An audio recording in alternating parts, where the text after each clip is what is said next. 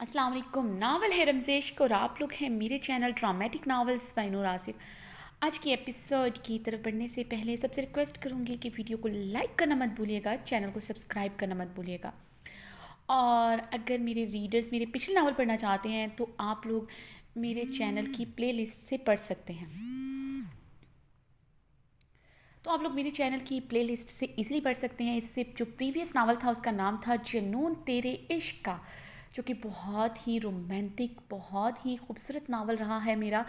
और उस पर आप सब रीडर्स का, और जो आपसे पहले आप लोग शायद उससे पहले नहीं थे, जो रमज़ इश्क के दौरान मेरे साथ जुड़े हैं, तो बहुत सारे रीडर्स वो नावल पढ़ चुके हैं और उनका बहुत प्यार मिला है, बहुत अच्छे व्यूज़ आते रहे हैं। बिकॉज़ वो एक खूबसूरत कहानी थी जो थी शावेज़ एंड हया की।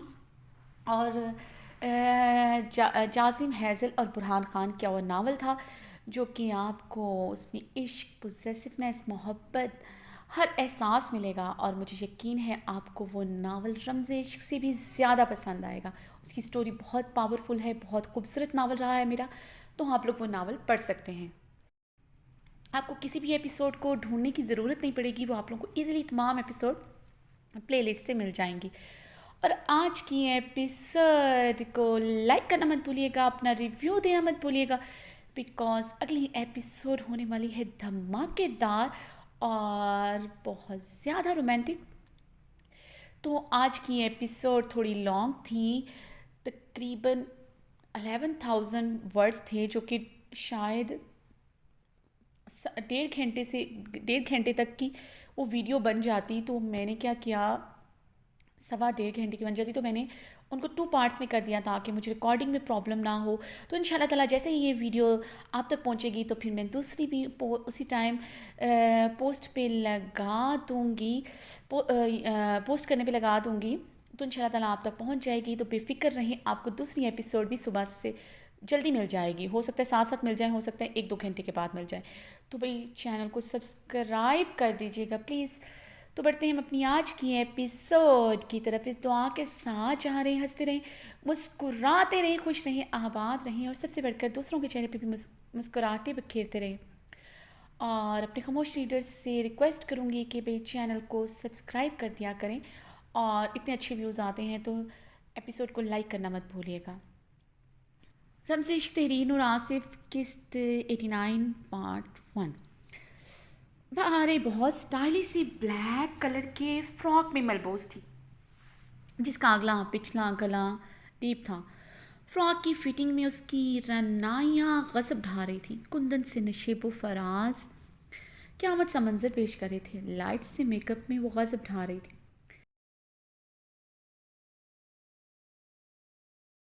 सिल्की लंबे बाल कमर पर बिखरे थे। बहुत दिनों बाद उसने अपने बालों को कंडीशनर किया था। बाल स्ट्रेटनर से स्ट्रेट किए थे। बहार ने एक हाथ से अपनी चॉकलेटी सिल्की बालों को नरमी से छुआ। वो सितमगर कभी उसके बालों पर मरता था। बालों में ब्रश करते हुए बहारी की आंखें शिद्दत गिरिया से गुलाबी हुई थी।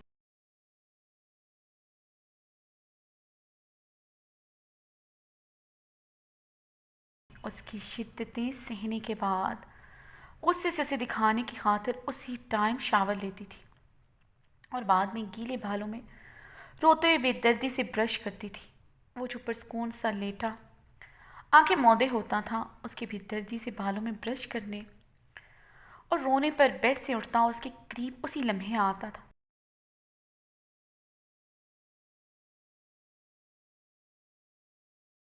उसके हाथों से ब्रश लेकर वो खुद नरमी से ब्रश करता था, उसे सख्ती से बालों को छूने नहीं देता था। पहाड़े गुल को अब एहसास हुआ था वो सब सिर्फ इसलिए करती थी क्योंकि वो उसके नखरे उठाता था और उसे उससे नखरे उठवाना अच्छा लगता था। वरना वो उसकी शिद्दतें सहने के बाद वरना वो उसकी शिद्दतें सहने के बाद उसे कभी अपने करीब ना आने देती।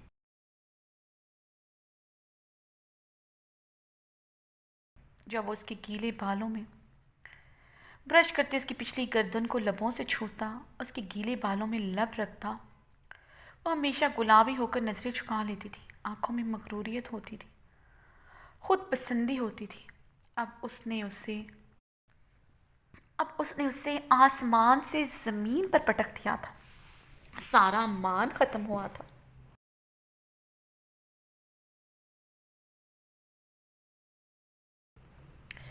उसे पता चला था मर्द औरत के नखरे तभी उठाता है जब वो उठाना चाहता है, और औरत भी तब तक नखरे करती है जब तक मर्द उठाता है। औरत तब तक नखरे करती है जब तक मर्द उठाता है। भारे की गुलाबी आंखों से मोती टूट कर आरिस पर गिरे थे। कभी माफ नहीं करूंगी शहराम तुम्हें। एक बार पलट कर आ जाओ मेरे पास, बहुत तड़पाऊंगी तुम्हें। एक बार, जितना तुमने मुझे तड़पाया है उससे कहीं ज्यादा। बहारे, जितना तुमने मुझे तड़पाया उससे तुम्हें रात रात भर अपने करीब नहीं आने दूंगी। जैसे पहले रात रात भर मुझे प्यासी नज़रों से देखते, सिगरेट पी कर अपनी रातें गुजारते थे, इससे भी बदतर तुम्हारी रातें बनाऊंगी।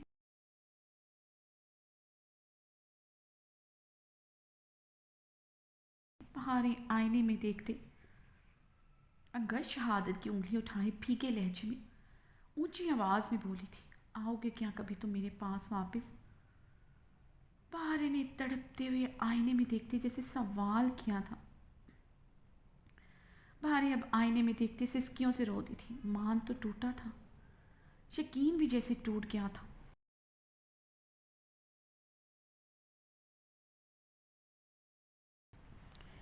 बहारे में उसी पल ड्रेसिंग टेबल से तमाम चीज़ें उठाकर ज़मीन बोस की थी। वो बॉडी स्प्रे, परफ्यूम, मेकअप, सब चीज़ें उठा उठा कर ऊंचा ऊंचा ऊंचा रोते ज़मीन पर भी फेंक रही थी। परफ्यूम की बोतल ज़मीन पर गिरती चिकना चूर हुई थी। कंपनी में उस सितमगर की सेंट की महक फैली तो बहारे के रोने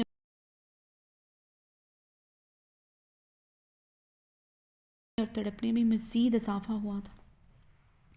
वो 2 दिन से फिर से हवेली नहीं आया था। वो पागल हो रही थी। भारे ने ड्रेसिंग टेबल से उसका दूसरा परफ्यूम उठाकर पूरी कुव्वत से कमरे के बंद दरवाजे पर दे मारा था। शहराम उसी लम्हे दरवाज़ा खोलकर अंदर दाखिल हुआ। शहराम उसी लम्हे दरवाज़ा खोलकर अंदर दाखिल हुआ। परफ्यूम की बोतल उसके दाएं कंधे पर आकर लगती ज़मीन पर गिरकर टूट कर चिकना चूर हुई थी। शहराम ने दर्द से कराहती अपना कंधा पकड़ा जहां दर्द की ठीसें उठ रही थी। शहराम ने इज्जत से जबड़े भींचे थे। बहारे को सद निगाहों से देखा जो उसके सामने शोला जवाला बनी गहरे सांस लेते उसे भीगी शरीर पर निगाहों से घूर रही थी।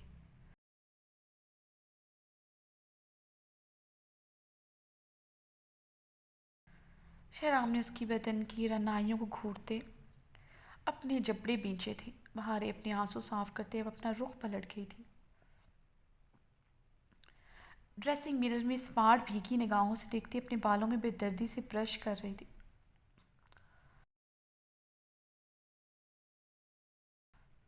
शहराम ने दांत पर दांत जमाए कंधे में उठते दर्द को बर्दाश्त करते बहारे की बैकलेस को शरर बाहर निगाहों से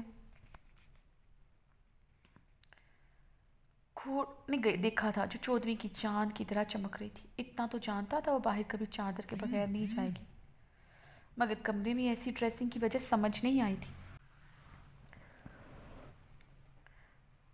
उसकी कम जो चौदहवीं की चांद की तरह चमक रही थी, इतना तो जानता था कि वो बाहर कभी चादर के बगैर नहीं जाएगी, मगर कमरे में ऐसी ड्रेसिंग की वजह समझ नहीं आई थी।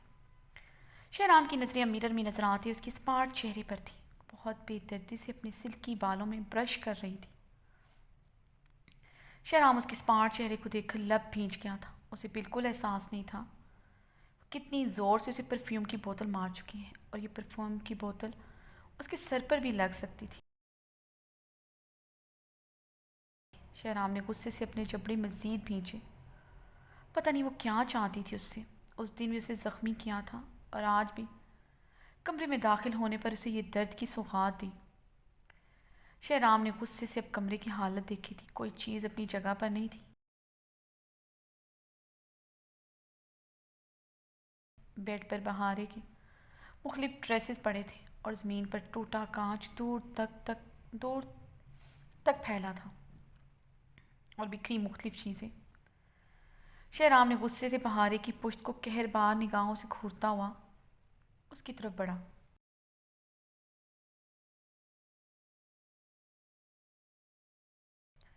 क्यों फ़ोन करवाया मोरे से? शहराम ने बहारे को बाजू से जकड़ते उसका चेहरा अपने मुकाबिल किया था। वो शहराम के फुलादी सीने से आन टकराई थी। गुस्से से पूरी कुव्वत से उसे दूर धकेला था। उसे 2 दिन बाद देखकर बहारे का बस नहीं चल रहा था उसकी जान ले ले। ये 2 रातें उसने कैसे गुजारी थी ये वही जानती थी।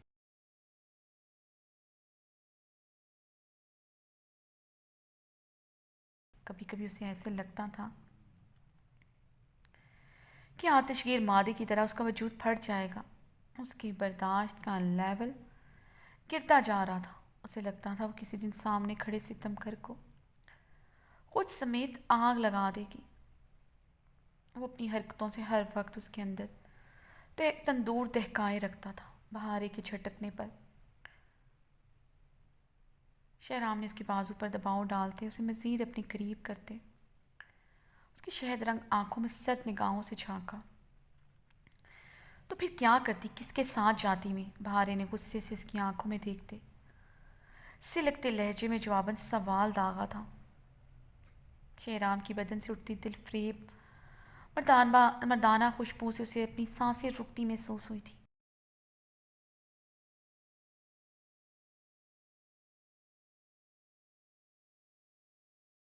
बुरी तरह हवासों पर छाया था सामने खड़ा सितमगर। रहीम काका कहाँ हैं? तुमने उन्हें छुट्टी क्यों दी? शहराम ने भड़कते हुए पूछा। उनकी तबीयत ठीक नहीं थी, मैंने उन्हें आराम करने को कहा है। भारे ने लब काटते नजरें झुकाए कहा।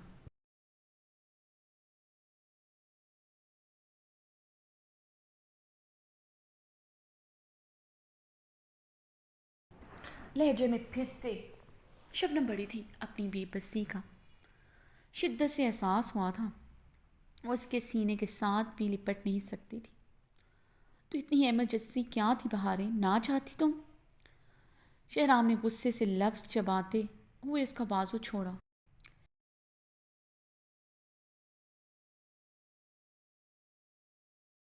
बहारे ने बिना कोई जवाब दिए अपने बालों को एक साइड से झटकते एक अदा से इस तरह पीछे किए थे कि बाल शहराम के चेहरे से आन टकराए थे। भीगे बालों की कंडीशनर की भीनी भीनी महक शहराम की सांसों में जैसे घुली थी।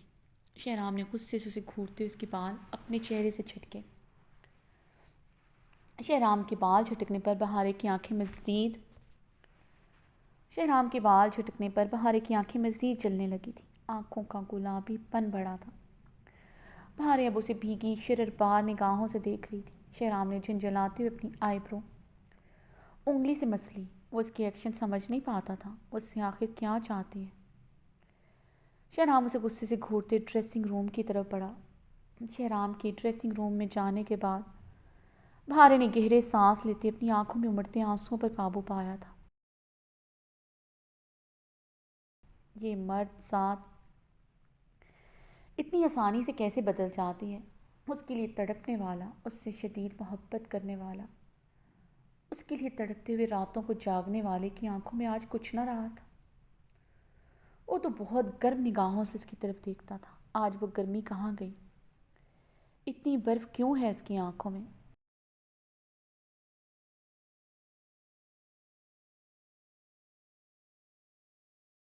शहराम की आंखों का सर्दपन उसकी रूह में सरायत कर रहा था। जैसे ये सवाल जैसे उसके अंदर आग दहकाए हुए थे।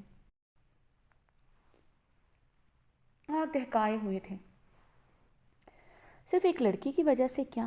क्या वो सच में आइज़ल की खूबसूरती का असीर हो गया है? इन सवालों जवाब पर उसकी सांसें जैसे उलझने लगी थी। बहारी ने अपना गला जकड़े गहरे सांस लेते आईने में देखा था। कैसी मोहब्बत थी तुम्हारी शहराम कि तुम किसी गैर की जुल्फ़ों के असीर हो गए। मुझे तुम किसी जगह पर खड़े करके जाओ। बहारे ता क़यामत पलट कर किसी की तरफ नहीं देखेगी। तब भी नहीं देखती जब तुम्हारी बहारें तुमसे नफरत का राग अलापती थी, तब भी नहीं शहराम।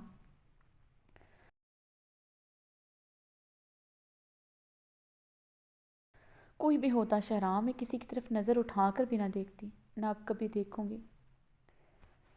तुम्हारी बहारें मरते दम तक तुम्हारी हो गई शहराम। बहारें ने अपनी भीगी आंखों को मसलती अपनी आंखों में काजल लगाया था। इस सितमगर को कभी उसकी आंखों में काजल बहुत अच्छा लगता था।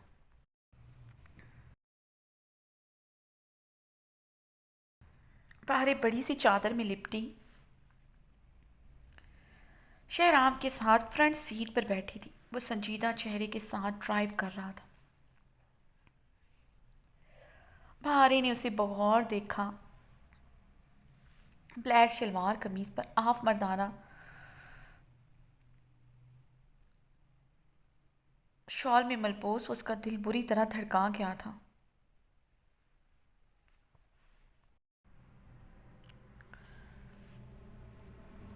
उसका दिल बुरी तरह धड़का गया था। सुर्ख सफ़ेद रंगत दमक रही थी। सर सपाट तासरात उसके नकोश पर बहुत जचते थे। वो बगौर उसे देख रही थी। इन सहाराना नकोश को छूने को दिल चाहा था।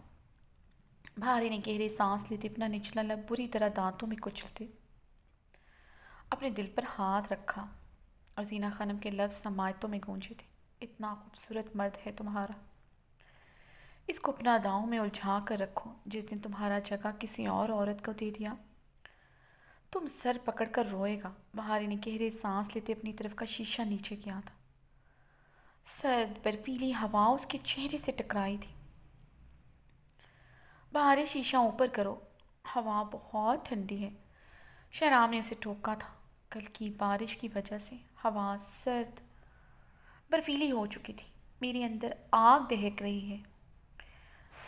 ये बर्फीली हवाएं मुझे कुछ नहीं कहेंगी, बहारी ने काटदार लहजे में कहते गुस्से से शीशा मज़ीद नीचे किया था। जयराम ने गुस्से से गाड़ी की स्पीड बढ़ाई थी। बहार इस सर्द हवा की लहर अपने चेहरे पर महसूस करते आंखें मीच गई। किस तरह अपने शौहर को दांव में उलझाते हैं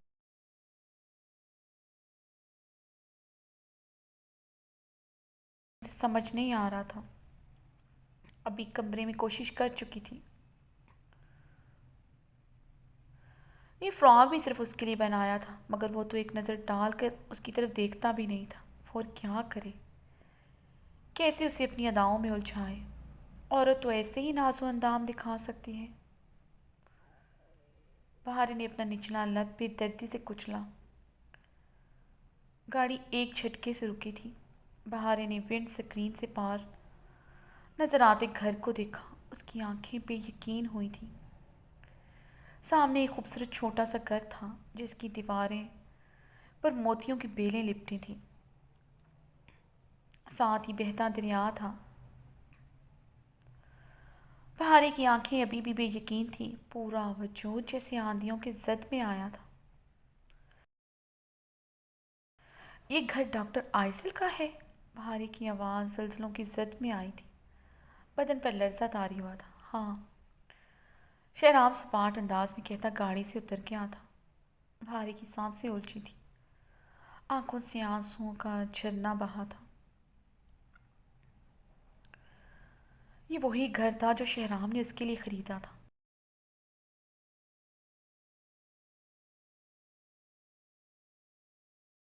उसे रुखसती से पहले कॉलेज से वापसी पर एक मरतबा इधर लाया था और उसने ये घर देखते ही उसके अंदर जाने से मना कर दिया था। काफ़ी देर तक उसकी मिन्नत समाजत करता रहा, एक बार वो गाड़ी से उतर कर देख ले। मगर वो गुस्से से गाड़ी में बैठी रही थी। ना उसे तब घर पसंद आया था और ना देने वाला पसंद था, तो कैसे उसके साथ अंदर जाती। ज़िद और अना की पक्की थी। उसकी हजार मिन्नत समाजत पर भी उसने अंदर से नहीं देखा था। अब ये घर डॉक्टर आइजल को वो दे चुका था। वो कैसे उसकी चीज़ों को किसी दूसरे को दे सकता है। भारी चेहरा दोनों हाथों में छुपाकर फूट फूट कर रो दी थी।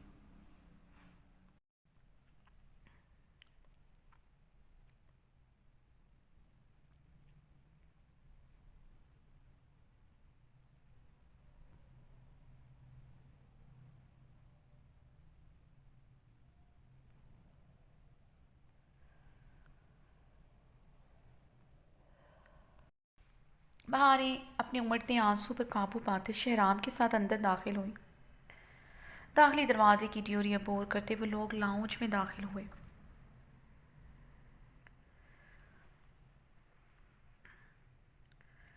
वो भीगी निगाहों से इस घर को देख रही थी। इस घर को चारों तरफ से उसकी आंखों की शबनम बढ़ती जा रही थी। खूबसूरत लाउंज जिसमें राउंड शेप सोफे रखे थे,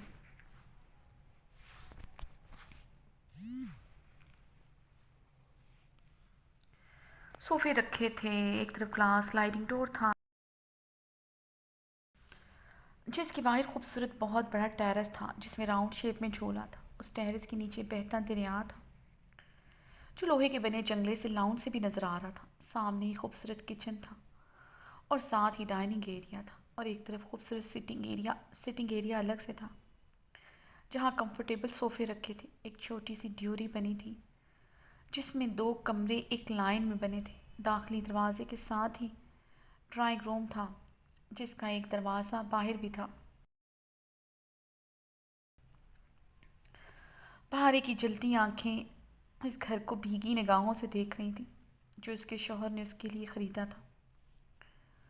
इस घर को डॉक्टर आइजल की मलकियत में देखकर बहारे का ज़ख्मी दिल मज़ीद फगार हो रहा था। दिल खून के आंसू रो रहा था। डॉक्टर आइजल शहराम को देखकर बेकरारी से उसकी तरफ बढ़ी। बहारे उसकी नज़रों में शहराम के लिए बेकरारी और तड़प देखकर अपना निचला लब कुचल गई थी। बहुत मुश्किल था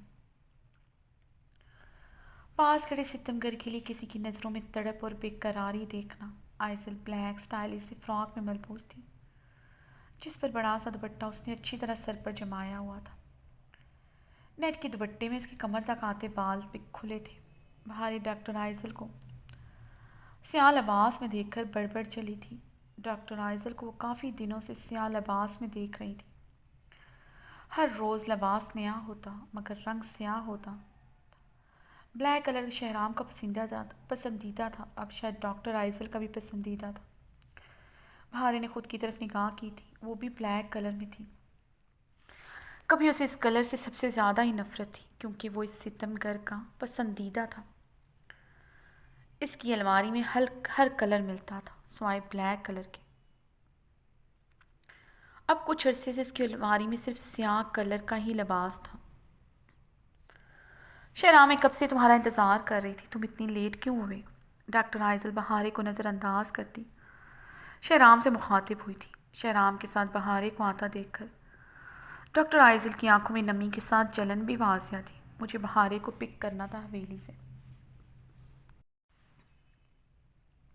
इसलिए देर हो गई। शहराम ने बहारे को सद निगाहों से देखते कहा। एक्चुअली मेरे चचा अपनी बेटी के मामले में मुझ पर भरोसा करते हैं। आफ्टर ऑल बहारे मेरी फर्स्ट कज़न है। शहराम ने इस बार भी बहारे को देखते लफ्ज़ चबाते संजीदगी से कहा। वो शायद डॉक्टर आइजल को वजाहत दे रहा था। उसका कज़न कहना बहारे को फिर से चुभा था मगर गलतियाँ अपनी ही थी, इसलिए बेबसी और तकलीफ़ का एहसास भी ज़्यादा था। आप बहुत लकी हैं बहारे जो आप शहराम जैसे इंसान की कज़न हैं।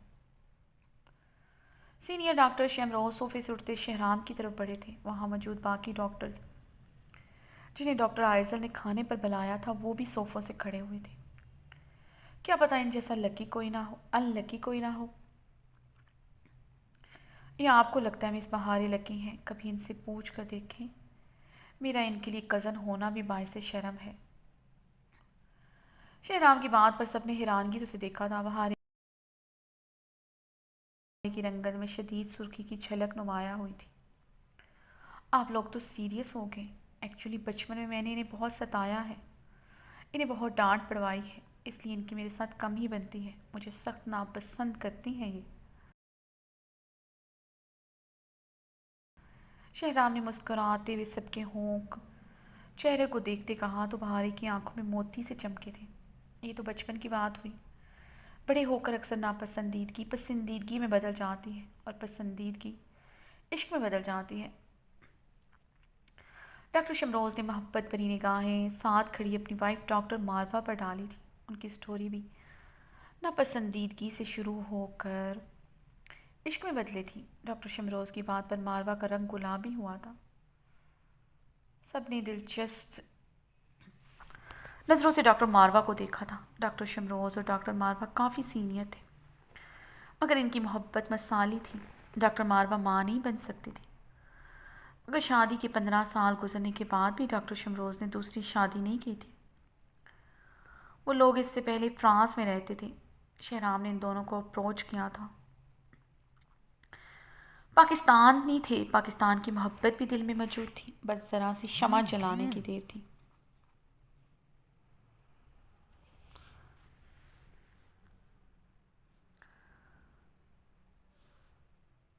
जो शहराम खानज़ादा ने चला दी थी।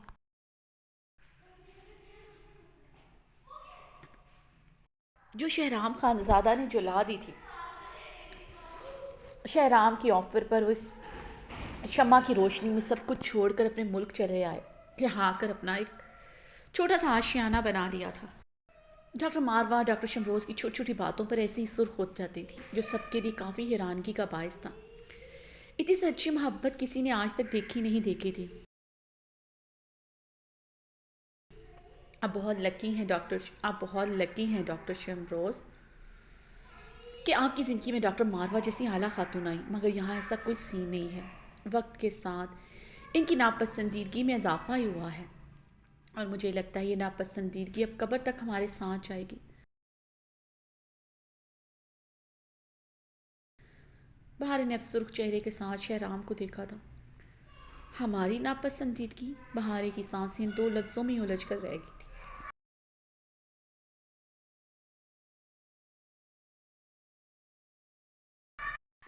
शहराम, खाना रेडी है, तुम्हारा ही इंतज़ार हो रहा था,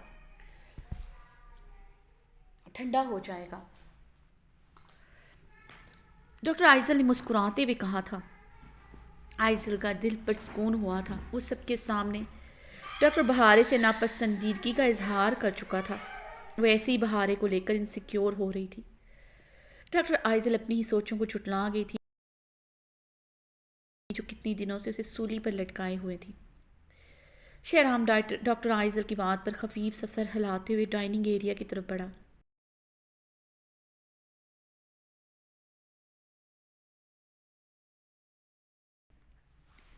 बाकी सब भी डाइनिंग एरिया की तरफ बढ़े थे। बहारे भी गहरे सांस भरती अपनी नमज़दा आंखों को रगड़ते आहिस्ती से चलते शहराम के पीछे डाइनिंग एरिया में दाखिल हुई।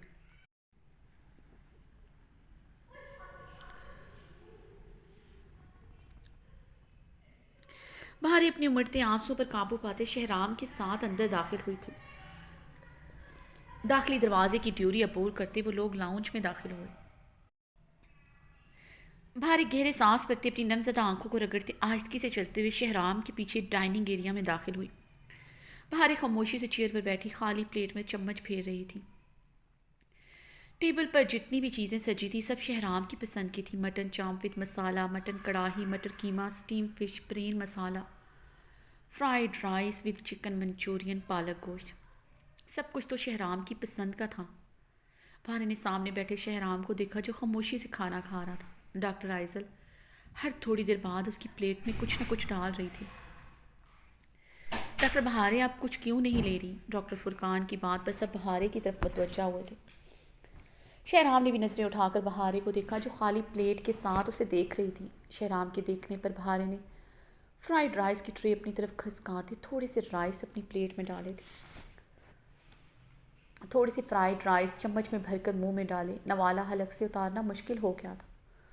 नमक तेज़ था कि उसे लगा था। उसे करवाहट सी अपने अंदर उतरती महसूस हुई थी। गले में आंसुओं का फंदा लग गया था। पूरी हवेली में उससे जायकादार खाना कोई नहीं बना सकता था। यहाँ तक कि मीना खानम और रुकिया खानम भी उस जैसा खाना नहीं बना सकती थी। आदत शहराम उसके बनाए हुए खाने पर मरता था। उसकी बचपन से आदत थी, वो किसी मुलाजमा के हाथ का खाना नहीं खाता था, ना ही बाहर का खाना शौक से खाता था। उसके हाथ का खाना बहुत शौक से खाता था। वो जब भी खाना बनाती थी उसकी पूरी कोशिश होती शहराम के लिए खाना ना बचे। वो बच्चा खाना वेस्ट कर देती थी, या फिर इसमें लाल मिर्च छिड़क देती या एक्स्ट्रा नमक डाल देती थी। वो सबके सामने खामोशी से वो जहरीला खाना भी खा लेता था। किसी को पता नहीं चलने देता था कि उस खाने में नमक मिर्च तेज़ है। वो मुस्कुराते उसे देखती हुई वो उसे देखते मुस्कुराते हुए खा लेता था। रुखसती के बाद उसके साथ ऐसा सलूक नहीं कर सकती थी, इसलिए कभी खाना ही नहीं बनाया कि ना बनाएगी और ना वो खा सकेगा। रुखसती के बाद तो उसके किसी काम को हाथ लगाया ही नहीं था। वो क्या खाता है, कब खाता है, परवाह नहीं करती थी। अब तकलीफ़ के मारे उसका दम हलक में जैसे घुट रहा था। वो आइज़ल के हाथ का बना हुआ खाना खा रहा था, बर्दाश्त नहीं हो रहा था।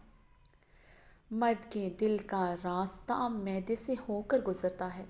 बहारे को ये बहारे को ये कहावत याद आई तो चावलों का नवाला गले में ही अटक गया था। शहराम कैसा बना है? आइज़ल ने शहराम को देखते पूछा तो सबके लबों पर दबी दबी मुस्कुराहट बिखरी थी। अच्छा बना है डॉक्टर आइज़ल, शहराम ने नरमी से कहते राइस की बाइट मुंह में डाली थी। सब अपनी अपनी प्लेट्स में से फ्राइड राइस और सैलड डालकर थोड़ा थोड़ा खा रहे थे।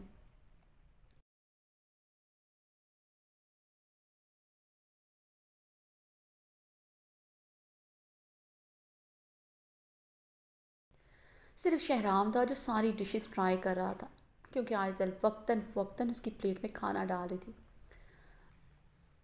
शहराम की तारीफ पर डॉक्टर फुरकान को ज़बरदस्ती का खांसी का दौरा पड़ा था। शहराम ने तो डॉक्टर फुरकान को कहरबार निगाहों से घूर कर देखा ही था।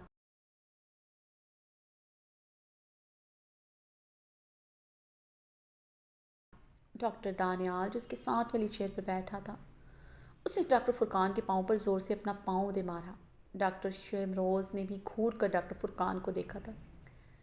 खाने में नमक मिर्च बहुत तेज़ थी, तकरीबन सब डिशेस में नमक तेज़ था। गोश्त कच्चा था, खाना इंतहा का बदमज़ा बना था।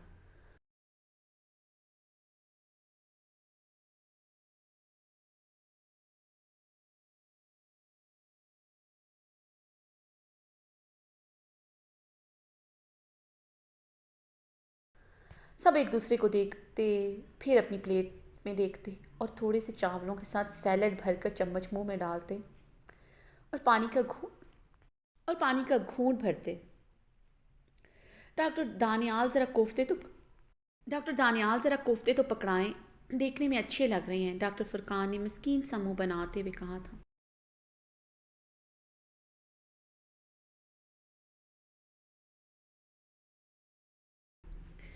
आज दावत के चक्कर में उसने नाश्ता तक स्किप कर लिया था और अब भूख से उसका अंग अंग दहाई दे रहा था। मेरी मां ना कर ट्राई। सर शहराम ने कोफ्ते को तोड़ने में काफ़ी फोर्स लगाई थी। डॉक्टर दानियाल ने डॉक्टर फुरकान के कान में छुपते से गोशी की थी।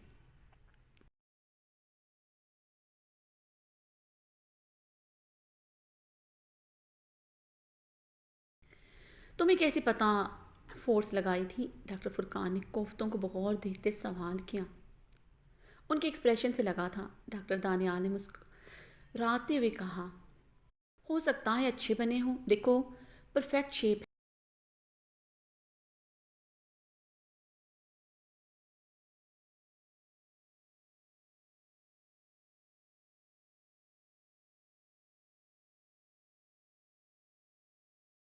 है। डॉक्टर फुरकान ने भूख से दहाई देते हुए कोफ्तों की डिश को देखा। ठीक है कल ले ट्राई ठीक है कर ले ट्राई, बाद में मुझे मत कहना। डॉक्टर फुरकान ने एक कोफ्ता अपनी प्लेट में डालते उस पर कांटे से दबाव डाला था। डॉक्टर फुरकान के फोर्स लगाने पर डॉक्टर दनियाल के लबों पर मुस्कुराहट फैली। मिस आइजल ज़रा छुरी पकड़ाइए, मैं ज़रा इस कोफ्ते को काट कर देखूं, हो सकता है कट जाए।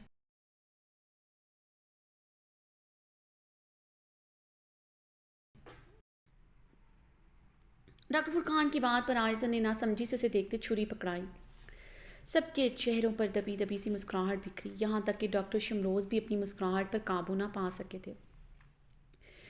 इस सिचुएशन में अब सबका खुद पर कंट्रोल करना मुश्किल हो गया था।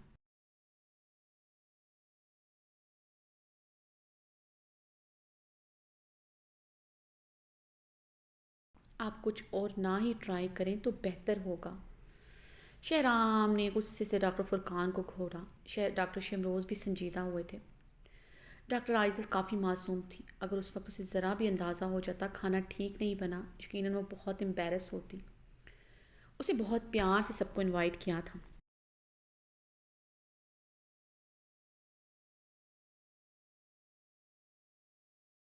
वहाँ बैठा कोई भी इंसान उसका दिल नहीं तोड़ना चाह रहा था। डॉक्टर मारवा, आपको कैसा लगा खाना? मैंने फ़र्स्ट टाइम यहाँ की ट्रेडिशनल डिशेस ट्राई की हैं। मैंने किसी की हेल्प भी नहीं ली। मैं आप सबके लिए खुद ये सब करना चाहती थी। डॉक्टर आयज़न ने शहराम को देखते सादगी से कहा। सबके लबों पर एक बार फिर से मुस्कुराहट आई थी। उसने ये डिशेस किसके लिए बनाई हैं सब जानते थे। भारी की आंखें शिद्दत गिरिया से गुलाबी हुई थी। किसी की हेल्प ले लेती तो अच्छा ही था। डॉक्टर फुरकान की ज़बान पर खुजली हुई। सबके घूरने पर डॉक्टर फुरकान ने अपनी पिछली गर्दन एक हाथ से रब की। सर शहराम, आपका नाम गनीज बुक में होना चाहिए था। डॉक्टर फुरकान ने शहराम को देखते संजीदगी से कहा था। क्यों? शहराम ने कुर्सी से टेक लगाई। डॉक्टर फुरकान को घूरते लब भींचे थे। क्योंकि आपने ये कोफ्ते ट्राई किए हैं, डॉक्टर फुरकान ने शरारती लहजे में कहा। इस बार डॉक्टर शमरोज़ को खांसी का दौरा पड़ा था। शहराम ने अब डॉक्टर शमरोज़ को घूर कर देखा। उन जैसे सीनियर पुरवकार इंसान से इस बात की उम्मीद ना थी। अब कल मुझसे ऑफिस में मिलिएगा। शहराम डॉक्टर फुरकान को घूरते हुए चेयर खिसकाता उठा था। अगर कल तक आप सही सलामत रहे तो ज़रूर। डॉक्टर फुरकान ने अपने बालों में हाथ फेरते आस्ती से कहा, मगर आवाज़ इतनी बुलंद ज़रूर थी कि शहराम तक बखूबी पहुंच गई।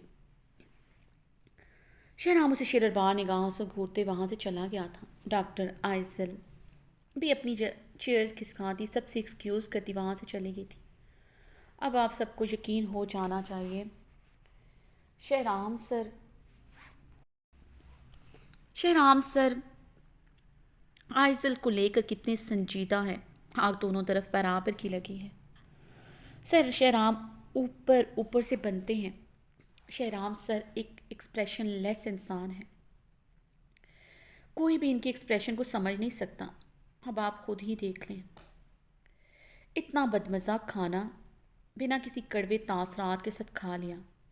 डॉक्टर आइजल को ख़बर नहीं होने दी कि उनका हाथ का खाना जहर से कम ना था।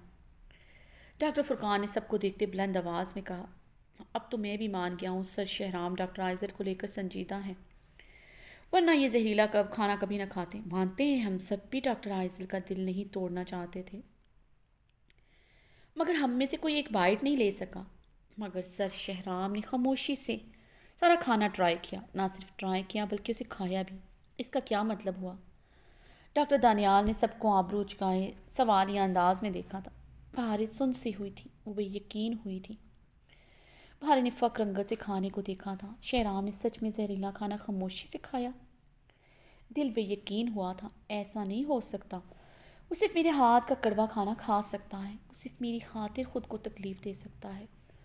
वो मेरी जगह किसी को नहीं दे सकता। बहारे ने खड़े होते एक एक करके तमाम डिशेस पकड़ते थोड़ा थोड़ा खाना अपनी प्लेट में डाला था। सब हैरानगी से बहारे को देख रहे थे, जो गहरे सांस लेती डिश उठाती उसमें से चम्मच भर कर खाना अपनी प्लेट में डालती। डॉक्टर बहारे, ये खाना खाने के लायक नहीं है, डॉक्टर मोहम्मद ने उसे टोका था। बहारे ने सुनी अनसुनी करते मटन कढ़ाई का चम्मच भर के मुंह में डाला। उसे लगा जैसे मिर्चों से भरा चम्मच उसने मुंह में डाल दिया हो। बहारे की आंखों से आंसुओं का झरना बहा था। पता नहीं ये आंसू मिर्चों की शिद्दत से बहे थे या फिर दहकते दिल की वजह से। अब उसने मटर कीमा का चम्मच भरकर मुंह में डाला था। उससे अब की बार खांसी का दौरा पड़ा था। नमक इंतहाई तेज़ था, जो उसके गले को क्या पूरे वजूद को कड़वा कर गया था। सब होंकों की तरह बहारे को देख रहे थे, जो रोते हुए खांसते हुए चम्मच भर भर कर एक एक करते सब डिशेस ट्राई कर रही थी। डॉक्टर बहारे को लगता है बहुत भूख लगी है तुम्हारी तरह। डॉक्टर दानियाल ने डॉक्टर फुरकान के कान में सरगोशी करते बहारे को अफसोस भरी निगाहों से देखा था। इस बार डॉक्टर फुरकान मुस्कुरा भी ना सका था। सामने खड़ी लड़की की तकलीफ़ पर वो कभी मुस्कुरा नहीं सकता था। सब परेशानी से बहारे को देख रहे थे, जो आंसू बहाते खड़ी थी। उसका बदन कपकपा रहा था। डॉक्टर बहारे ऐसी तो ना थी। डॉक्टर फुरकान ने अपनी कुर्सी से खड़े होते पानी का गिलास बहारे को पकड़ाया, जो सब डिशेस ट्राई कर चुकी थी। अब आंसू बहाते खड़े अपने सीने पर हाथ रखे गहरे सांस ले रही थी। शहराम ने ये खाना खाया, उसे यकीन नहीं आ रहा था। ऐसा खाना तो सिर्फ उसके हाथ का खाता था। वो कैसे इसका मकाम किसी को दे सकता है? वो लरजते खड़े यही एक बात सोचे जा रही थी। दिल में तकलीफ़ की शिद्दत इतनी ज़्यादा थी कि वो अपने आंसू और गम पर सबके सामने भी कंट्रोल ना कर सकी। शहराम की मोहब्बत ने उसे क्या से क्या बना दिया था। डॉक्टर फुरकान के पानी बढ़ाने पर सरनफी में हालात तेज़ी से दाखिली दरवाजे की तरफ बढ़ी। ये डॉक्टर बहारे को क्या हुआ है? डॉक्टर माहिम ने परेशानी से सबको देखा था। सब खामोशी से कंधे उचका कर रह गए थे। डॉक्टर फुरकान अपनी घनी बेड पर हाथ फेर कर रह गया।